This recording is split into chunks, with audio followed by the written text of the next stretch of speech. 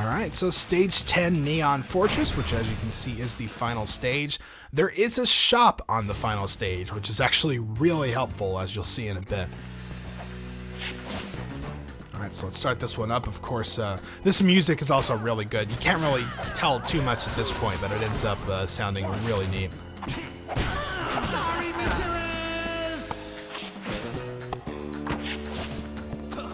And of course, we can't go one more level without introducing another new enemy, the Baoboshi.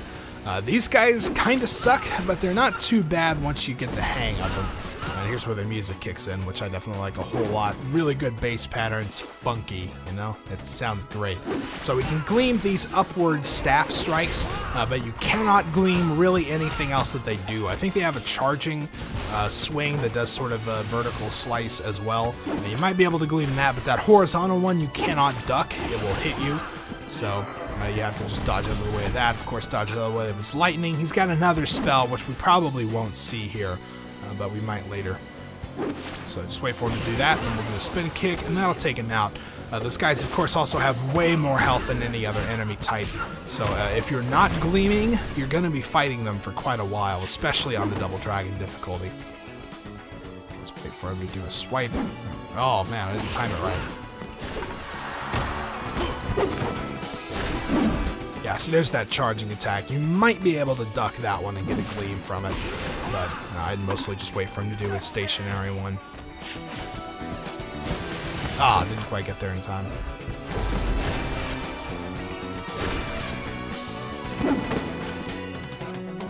And he usually does the horizontal followed by the vertical. That seems to be his pattern, so you can kind of predict it a little bit after you fight him a few times.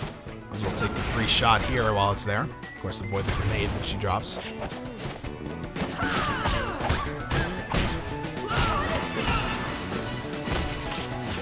Alright, the top vase there is actually a grenade, so you probably don't want to hit that. We can also pick up the big plank of wood. And we've got another silhouette fight. This one is also has the added difficulty of those big pillars in your way. So again, like I said, it's kind of the same fighting, but you know, they put it in different environments and have different unique challenges for kind of each battle. Different things that get in your way and all that kind of stuff. So this one it's not too bad. They usually don't throw more than 2 or 3 enemies at you at once. There's also no traps on either end like there was in the previous like silhouette fight. So you don't have to worry about that. I picked up my plank of wood. But there isn't a boba, so you know, you might want to watch out for that a bit. Pick up our weapon and beat on these guys a bit. It's just kind of funny, the Abobo goes down first, the Linda goes down second, and then the Williams is actually the last one standing, so it's weird how that worked out, but hey, whatever. Alright, so of course more traps. This is the, you know, evil guy's fortress, so there's going to be plenty of this stuff. These can be a little bit tricky if you don't time it right, but as long as you go basically as soon as you can, you can see the openings right now. So, you know, as long as you go as soon as you can, you'll generally make it. So this is another one of those battles with the pit on the side, so, you know, we want to be trying to use our throw as much as possible. Stun the shinobi, throw her in the pit. That works pretty well. There's also that plank, which is really nice. There's an example of ducking a gunshot, which will get you a free gleam there. Take out a couple enemies. The Baoboshi can be knocked into the pit, but it's pretty difficult because he doesn't, I was going to say he doesn't leave his feet often, but, you know, he's floating. But you know what I mean. He doesn't get thrown around too much. So we'll see if we can just kind of knock him back a little bit. This would be a good chance. Oh, actually, I hit him with it, but he just didn't move. There we go. We knock him into the pit. So that's definitely the fastest way to take care of him. Also throw the shinobi in too. And we can go. More knives to avoid. Again, ducking and rolling, or you can do jump kicks. It might be helpful to do jump kicks in some circumstances here, because they start making the terrain not level, and it can be a little bit tough to try to avoid all of them. Jump at the right time there. And this part can be a little bit tricky. That kind of threw a little too many knives at me, I think. Just make sure to keep up the pattern of jumping and rolling while you're making your way through those kind of crushing traps there.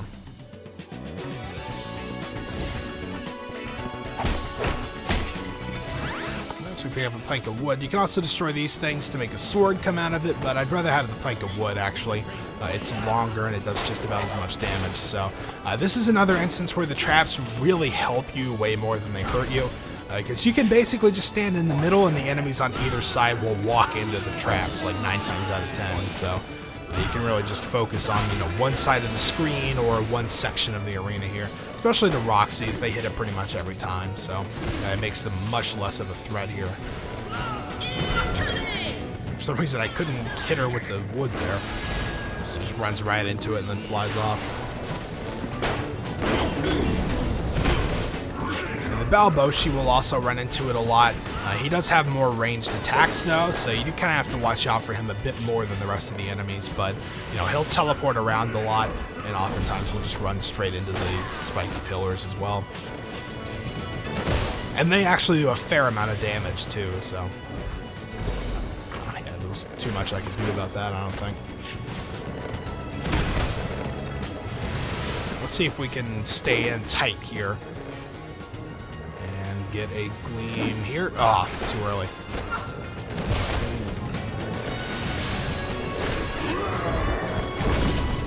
Couldn't quite dodge that lightning either. Not doing too well with that here, but you can tell he's got a lot of health. I mean, everybody else went down super quick, and even though he's hitting these traps a lot, he's still standing. Should take him down here, though. Yeah, it's like he could not have much left. Make sure not to get hit on the way through, and we're good to go. An extra life here, and I think a health recovery. Yeah, nice.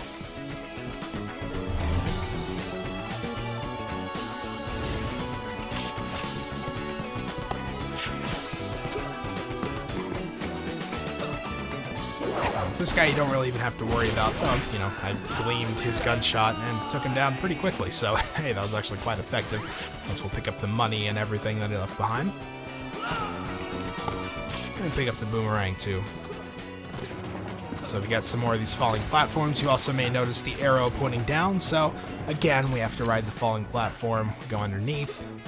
That's where we're going to find our store. Let's pick up the 1-up. And you can pretty much guess what we're going to do. Don't need a lot, so let's just head it out. Fill up on lives. We're up to 9, which 9 lives is a good place to be in the final level, because you might actually need most of them. So you want to make sure to find that shop and stock up.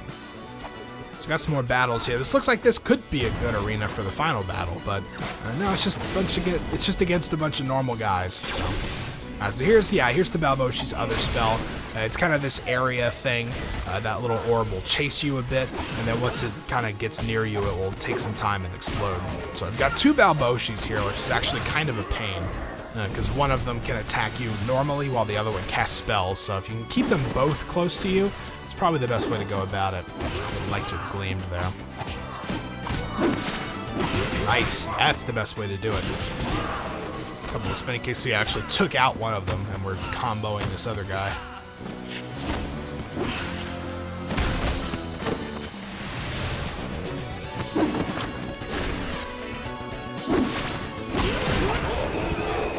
And one more Abobo, just to finish things off, of course. The blue one, I think, actually has the most health out of the group. Some of them have, like, varying stats. Even some of the Williamses, like, early on, have different amounts of health.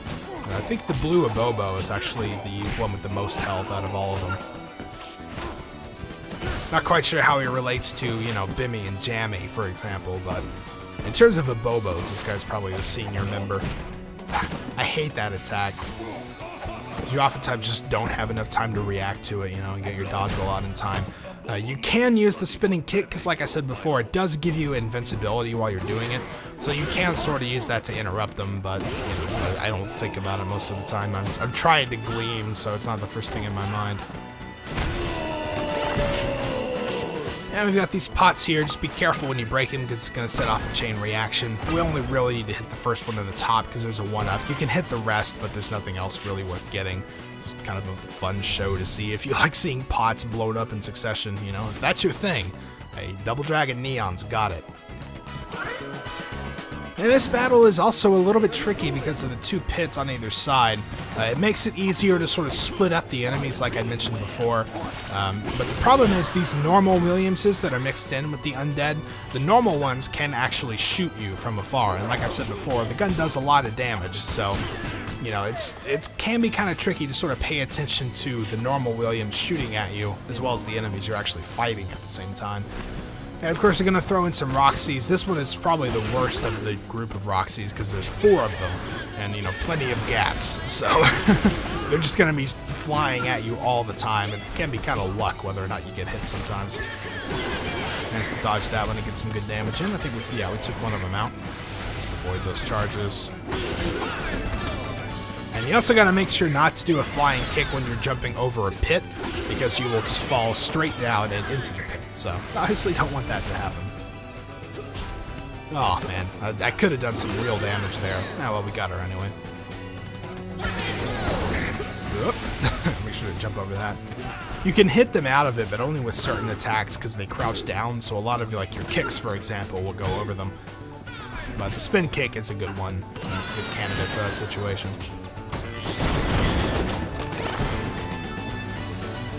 And of course, these guys you can just throw and knock them all down. Oh, well, got hit with the explosion and died. Well, that was probably not my most graceful moment, but whatever. When they just cartwheel into the pits. Yeah, so there's an example. Look how much damage that gun does. That was over half of my health. So in that case, it's a good idea to go and focus on them first.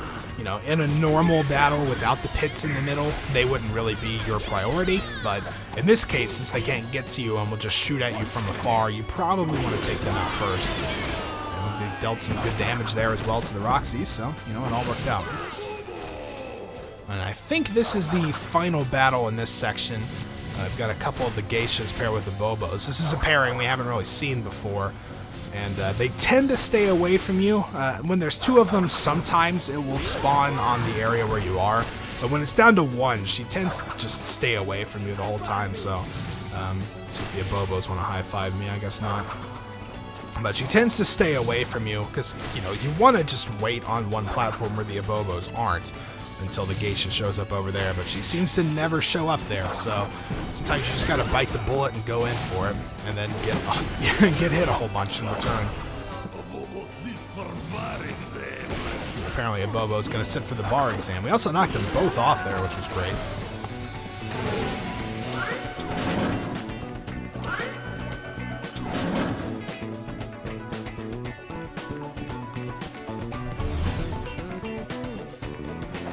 Man, listen to that bass line. That's really good.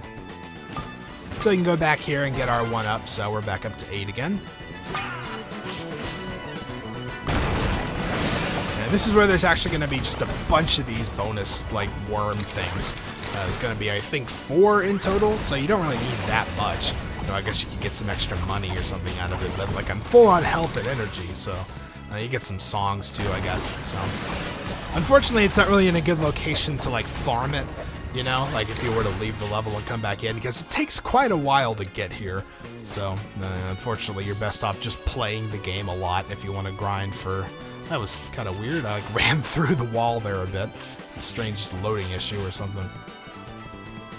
So we got 3 of these chests. I've opened each of them once, and they all pretty much give me the same thing, so... I don't know what the difference is between them, really. You know, ignore these 3 vases because they're all just grenades. And it looks like we've reached the end. You got nowhere to run, Skullmageddon. Now where's Marian? Oh, where are my manners? I haven't introduced you to the new and improved Marian. I call her Evil Marian. I'm bad. You evil jerk! You're going down! Silence, you baby! So it's time for another fight against Skullmageddon, but this time, of course, he's got plenty of new tricks in his arsenal. Most of the same attacks still, but he's got a few more. The Skeleslash I think he could have done before, but it's pretty damaging. Obviously, don't get hit by it. And of course, the biggest change is now that Evil Marian is going to help him out. She can do a few different things, and all of which are pretty annoying. She'll shoot those projectiles at you. This is the worst thing she can do. Both sides of the arena are now completely off limits. If you stand in them, you did a nice job of jumping out of it there. If you stand in it, you'll take damage, so that kind of sucks. She can also like blow a kiss at him, and I think it'll heal him a bit. It's not really, you know, notated anywhere, but I'm pretty sure that's what it does. She also has a few other things, which we'll probably see. And of course, Skullmageddon's attacks on his own have been upgraded a bit. You can see that attack now spits 2 skulls instead of 1. His hat trick is actually easier to avoid now, I think, than it was before, because he'll always just go towards the middle of the screen. When this happens, they're charging up for an ultimate attack, so you just gotta kick at Marian and get her out of the way, and that'll interrupt their charge. You know, otherwise it's basically just double dragon, you know, punch and kick and gleam and do as much damage as you can.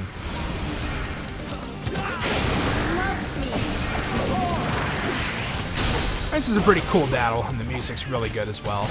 So, yep, there's that attack, which again, I do not believe can actually be dodged, and got a kind of bad luck on those as well. So we're not doing super well here. He's actually getting quite a lot of shots in, but, you know, we've got plenty of lives. This is another thing Marian can do, which will draw you towards Skullmageddon, which can be good or it can be bad, depending on the circumstances. If he's doing this attack, for example, it's really bad, because you don't want to be near him. But in other cases, it can actually be used to sort of chain spin kicks on him, so, you know, it's kind of a blessing and a curse sometimes. Gotta make sure to get there before they charge.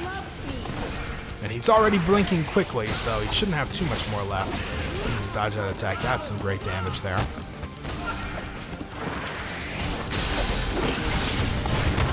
Getting hit a little too much for my taste. Just kick at Marian a bit here.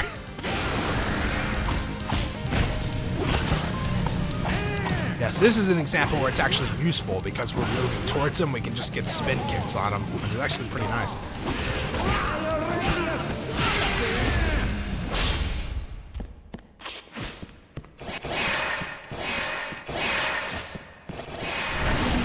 This is pointless. I'm a master of space and time. Follow me if you dare. Oh, believe me, I dare. I double dragon dare.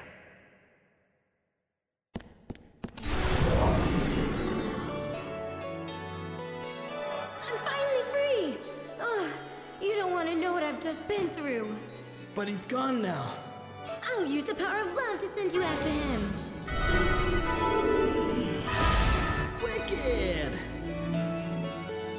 Oh, and, I'm pretty sure human bodies can't survive this transition, so, What?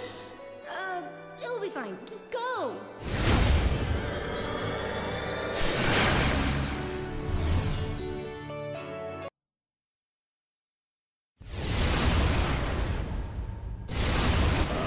I feel different. Well, no turning back now. You look a bit different. Yeah, we're now Robro, as it's called. It's actually a secret here that I forgot to do the first time around, so we can kind of go down this invisible ladder here, and this is really useful if you end up dying on the boss here and come back, because we can come down here, get a few rewards, you know, a few minor things, some cash, some tapes, stuff like that. But as you can see, there are actually multiple 1-ups here. We can get not 1, not 2, but 3 1-ups. And this is super helpful because if you die and respawn and have to fight the boss again, you only start with 2 lives. So this will bring you up to 5 before you start, which may give you more of a chance. You can see we've got 7 in this clip, but I think we're going to have, 6 on the real one, so, well, you know, whatever. Also, while you're Robro on this stage, we do a whole bunch of damage. Our attack stat, I'm not sure how high it is, but it's ridiculous, to say the least. You can see we are just knocking guys out left and right here. Even a couple of Balboshis are really no threat to us. Although they do actually take a few hits on Double Dragon difficulty. On the normal difficulties, you can basically take everything out with 1 hit. But believe it or not, like, you can actually get hit while you're on Double Dragon here. So even like 3 punches and he didn't go down. So just do the spin kick, play it safe, and it doesn't really matter if you get hit too much because we got a full health recovery. You've taken my pride, you scrapped my rocket dojo, laid waste to my laboratory, broke my televisions, and murdered countless Williamses. All I wanted was a date. This ends now. That's right, it's final boss time with Giga Skullmageddon, so we're all kind of a metallic version of ourselves here. So it starts out pretty slow. This is not telling of the rest of the battle. He kind of does this really slow sequence here to start for some reason. There's also a weird, like, loading glitch when we came in, but we'll ignore that for now. Basically, the general strategy is to kind of avoid his normal attacks and then wait until he does his big, like, one of his special attacks. And then you can use that opportunity to go in, stun him, and get some damage in. So as you can see, he's definitely speeding up now. At this point, he's going to shoot. There can be different formations of skulls that he'll shoot at us. That one's pretty easy to avoid. Otherwise, we just get in there, punch him, that'll stun him, and then we can do a whole bunch of damage on him, which is really great. So this one we want to just duck and roll, and that'll let us get through all 3 of these. One more time, get some shots in. And that's basically how this fight goes. Of course, the difficulty isn't avoiding most of this stuff and not getting hit by his regular attacks. When he's sitting like this, he's invulnerable, so you basically just have to dodge whatever he's going to throw at you. The bombs are pretty easy to avoid. It's got a few other attacks, and we might see some of them before the end. But otherwise, we just wait. Be a little patient there so we don't get hit. And then get our damage in.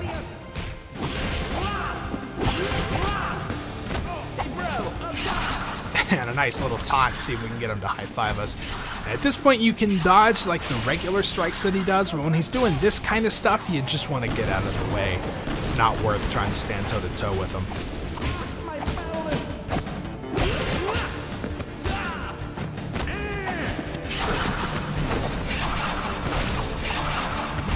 And this is also why you do not want to get hit by his regular attacks. As you can see, he basically combos you into oblivion. On Double Dragon difficulty, this will kill you in one hit, even at full health. The only way you can really avoid it is if this happens, sometimes he'll mess up the combo. Otherwise, if you have a upgraded training wheels stance, you should be able to survive it.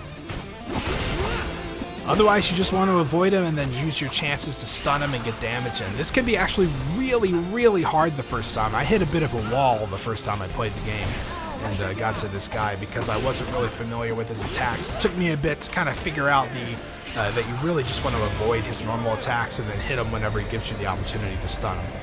So this is another one of his special attacks. This lightning will kind of lead you, so if you walk straight, you will walk right into it. The best way to avoid it then is to walk around in a circle, and it will all completely miss you, and then you can get some more shots in. And of course, the music is great as well. Not so hasty.